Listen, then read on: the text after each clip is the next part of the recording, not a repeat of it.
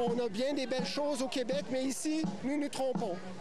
On ne devrait pas permettre l'avortement comme nous le faisons aujourd'hui. Ça n'arrive pas juste aux États-Unis, c'est pas juste le Nouveau-Brunswick, c'est pas juste la Saskatchewan. C'est comme il y a trop d'exemples maintenant pour qu'on laisse ça juste passer. C'était hier devant l'Assemblée nationale. Des opposants au droit à l'avortement et des militants en faveur de ce droit ont manifesté dans les rues de Québec cette fin de semaine. Ma collègue, la journaliste Pascale Harrison-Julien, a parlé à des personnes des deux camps pour une nouvelle balado qui est diffusée à partir d'aujourd'hui sur l'application audio OHDO de Radio-Canada. Elle s'est demandé si, malgré les acquis légaux, l'accès à l'avortement pourrait changer au Canada. Le titre de la balado, Avortement, un pays pas comme les autres. Donc, c'est à écouter. Voici un extrait. Pendant des mois, j'ai parlé à des médecins, des infirmières, des professeurs, à des femmes, aux gens qui défendent ce droit-là et à ceux qui rêvent de le renverser. On remarque que c'est vraiment inégal à travers le territoire. Pourtant, c'est le même Canada, puis c'est les mêmes femmes. Ce que j'ai compris, c'est qu'en matière d'avortement, le Canada, c'est un pays pas comme les autres. Alors, Pascal est à mes côtés. Bonsoir, Pascal. Bonsoir, c'était samedi, les manifs. Alors, oui. Très bien. Et je joins également à Québec la médecin de famille, Francine Lefebvre, que l'on peut entendre justement au début de cette balado. Vous venez de l'entendre. Bonsoir, Dr Lefebvre. Merci d'être avec nous. Bonsoir. Ça me fait plaisir. Alors, d'abord, la démarche du balado. Il faut revenir à cette décision de la Cour suprême des États-Unis, Roe versus Wade, dont on va souligner le 2e anniversaire en juin. Exactement, le 24 juin, ça va faire bientôt 2 ans. Donc, ce balado-là, on est venu me chercher en me demandant, ça ne tenterait pas, on a beaucoup parlé des États-Unis, évidemment, il y avait des bonnes raisons pour ça, mais ça ne tenterait pas un peu de regarder ce qu'il y a à dire sur l'avortement au Canada. Puis c'est vrai qu'au départ, je partais quand même de très loin, je connaissais plus la situation américaine, et de fil en aiguille, on s'est dit, et on s'est posé la question, ce qui s'est passé aux États-Unis, est-ce que ça pourrait se passer au Canada? La réponse, elle est complexe, c'est-à-dire que le contexte juridique est complètement différent, mais c'est sûr que le renversement de Roe contre Wade a en quelque sorte galvanisé les groupes qui travaillent d'arrache-pied, même au Canada, même s'ils sont en petit nombre, pour justement repenser la place de l'avortement, réduire son accès et peut-être même un jour rendre l'avortement illégal. Donc, ils ont vu ce qui s'est passé aux États-Unis. La ressemblance, c'est quoi? C'est que c'était une lutte de longue haleine pendant des années, des décennies. 50 ans. Voilà, des groupes anti-avortement se sont organisés, ont réfléchi à comment renverser justement cet accès à l'avortement pour toutes les Américaines. Donc, les groupes canadiens ne sont pas très différents là-dedans. Ils se disent, le consensus n'est pas là. La majorité de la population canadienne appuie l'avortement, comme aux États-Unis d'ailleurs, mais où est-ce qu'on pourrait faire des percées, réduire l'accès à l'avortement? C'est notamment en s'interrogeant sur tout le contexte législatif. Ouais. Et pour vous, Dr Lefebvre, la décision de Roe versus Wade et la démarche du balado, en tout cas, vous avez pris des décisions en fonction de ça. Quelles sont ces décisions? Oui, moi, vraiment, le renversement, ça m'a secoué jusque dans mes tripes. C'est venu remuer des braises féministes que je pensais bien éteindre depuis mon adolescence au jeune adulte. Pour moi, c'était une cause qui était gagnée. L'histoire des femmes, c'était réglé. Et puis, cette histoire-là, je me suis dit, mais c'est pas possible qu'on puisse reculer 50 ans plus tard, revenir en arrière. Je me suis dit, non, c'est pas possible. Alors, je me suis dit, qu'est-ce que je peux faire? J'ai rien d'une politicienne. Je crois pas aux pétitions. Alors, qu'est-ce qu'il me reste? Il me reste que je suis médecin. Bien, je peux apprendre. Alors, je suis allée me former. Apprendre à faire des avortements. Exactement. Donc, et aujourd'hui, vous en pratiquez? Oui. Et qu'est-ce que ça vous a appris une fois la formation terminée, la pratique de l'avortement, quant à sa nécessité pour ceux, parce que le juge Wagner nous le répétait tout à l'heure, c'est un droit constitutionnel qui prend en compte la santé des femmes. On rentre dans l'intimité des femmes, dans ce qu'il y a de plus intense, pour reprendre un qualificatif qui est surutilisé, mais c'est vraiment le moment le plus intense. C'est une décision que les femmes n'aiment pas avoir à prendre, et on est là pour les épauler, on est là pour les aider.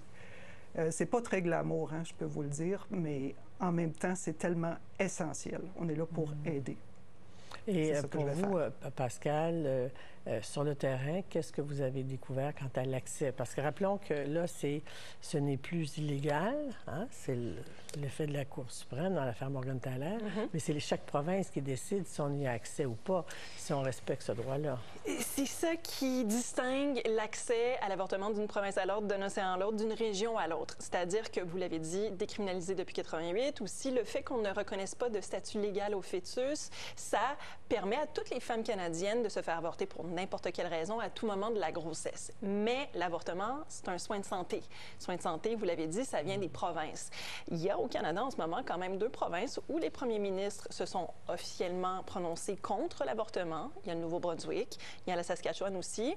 Moi, je suis allée passer un petit peu de temps au Nouveau-Brunswick. C'était un peu l'endroit où on m'avait dit, il faut absolument que tu ailles là. C'est là où l'accès est le plus complexe. Il y a plein de nuances à apporter à cette affirmation-là, mais il y a une particularité au Nouveau-Brunswick pour l'avortement par instrument, donc qui est prodigué par un médecin. Il y a seulement 3 endroits qui l'offrent au Nouveau-Brunswick, dont 2 à Moncton. Et c'est seulement dans les hôpitaux que ces actes-là sont remboursés. Sinon, il faut payer.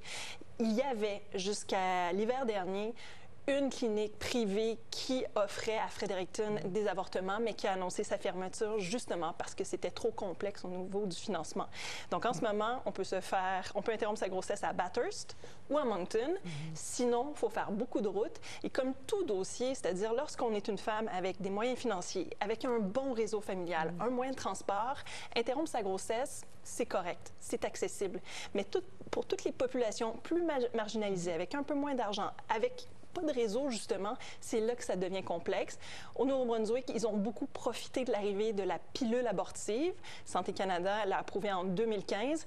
Et là, c'est une autre façon d'interrompre sa grossesse et qui ne passe pas nécessairement par les ressources provinciales. Donc, aujourd'hui, au Nouveau-Brunswick, il y a presque 80% des interruptions de grossesse qui sont menées grâce à cette pilule abortive-là. Donc, pour certains acteurs là-bas, on dit, ben voilà, on a réussi à contrecarrer les plans, mais reste que c'est pas tout le monde qui veut interrompre sa grossesse avec une pilule. Parlons de Québec. Vous êtes à Québec, Dr Lefebvre. Qu'en est-il de l'accès, justement, à Québec? Puis est-ce que vous pratiquez dans le domaine public? Ça se fait à un seul endroit, à l'hôpital Saint-François d'Assise à Québec, à ma connaissance. Et on pratique à tous les trimestres, dépendamment des conditions. Mais l'accès est relativement rapide. Ça dépend des arrivages, ça dépend des saisons, je vous dirais. Oui. Mais en dedans, je vous dirais, de 2 à 3 semaines, les patientes sont vues et l'intervention va s'être déroulée. Est-ce qu'il y a une date limite? Je ne crois pas. C'est-à-dire que selon la condition médicale, vous pouvez pratiquer l'interruption de grossesse après plusieurs semaines? Après plusieurs semaines. Est-ce que le choix pour vous de le pratiquer, ça a causé des difficultés dans votre environnement corporatif, il faut dire, professionnel, les médecins? J'ai eu énormément d'appui de mes collègues, de mon conjoint, de mon entourage. Je vous avoue que ça a été quand même assez exceptionnel. J'ai eu un accueil à Saint-François qui a été exceptionnel aussi pour l'aide à la formation. Bon. Dans le balado qui comporte plusieurs épisodes, puis vous couvrez plusieurs angles, on aura peut-être le temps d'en parler, il y a le risque couru par les médecins qui pratiquent des avortements. On a eu l'expérience des États-Unis. Quelle est la situation ici, Pascal? C'est-à-dire le risque, c'est difficile à dire dans la mesure où chaque médecin à qui j'ai parlé, il y a ceux qui parlent aux médias depuis très longtemps, donc eux, oui, ça allait, ils pouvaient nous parler.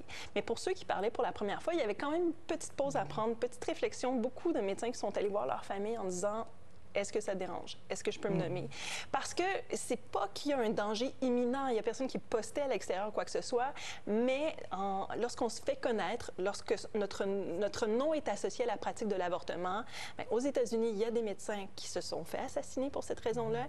Il y a eu des tentatives d'assassinat au Canada. Donc, il suffit un peu d'une personne pour créer cette inquiétude-là. Donc, à chaque fois que j'ai pu parler avec quelqu'un, ça venait avec ce choix-là de dire « Oui, ça me dérange pas de mettre mon nom dans la place publique. » Et il y a certains médecins qui ont refusé aussi de me parler pour Parce que pour vous, Dr Lefebvre, il faut peut-être le reconnaître, c'est beaucoup de courage de votre part. C'est votre première apparition télé à vue, je crois comprendre. Absolument. Je vous avoue, venir à Visière-Levée aujourd'hui à Radio-Canada, il a fallu que je réfléchisse un peu et rapidement. Bon, mais vous n'avez pas été confronté à des menaces, quoi que ce soit?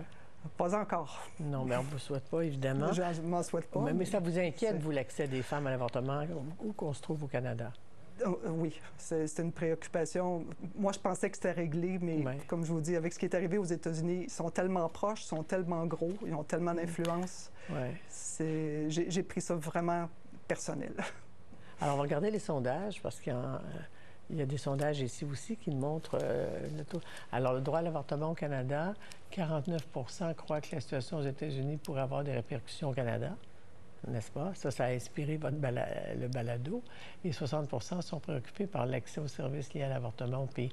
Rapidement, est-ce que vous pouvez nous faire, vous avez parlé de Nouveau-Brunswick, une carte du Canada où c'est accessible ou pas?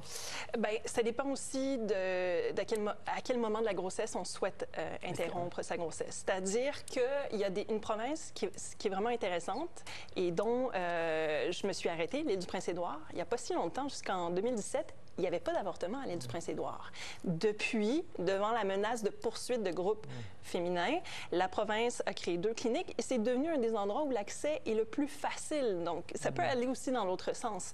Après ça, il y a quand même des endroits comme en Nouvelle-Écosse, au Nouveau-Brunswick, dans les provinces de l'Ouest aussi, où lorsqu'on est on est dans une région éloignée, il faut faire beaucoup de routes, il faut peut-être aller dormir à l'hôtel. Donc, ça, c'est compliqué.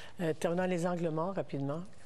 Les angles morts, toute une partie est consacrée aux femmes autochtones qui ont un rapport très difficile avec les ressources en santé et où il y a un travail qui est fait justement pour pouvoir les approcher, leur parler, les accompagner là-dedans. Et puis, les femmes immigrantes, les femmes qui ne parlent pas une des langues officielles, ça fait partie des Alors, à écouter ce balado, Avortement, un pays pas comme les autres, qui est sur audio à partir d'aujourd'hui. Docteur Lefebvre, merci beaucoup d'avoir accepté de venir à la télévision parler de votre engagement. Merci beaucoup. Merci à vous. Au revoir. Merci Pascal pour ce beau balado. Merci.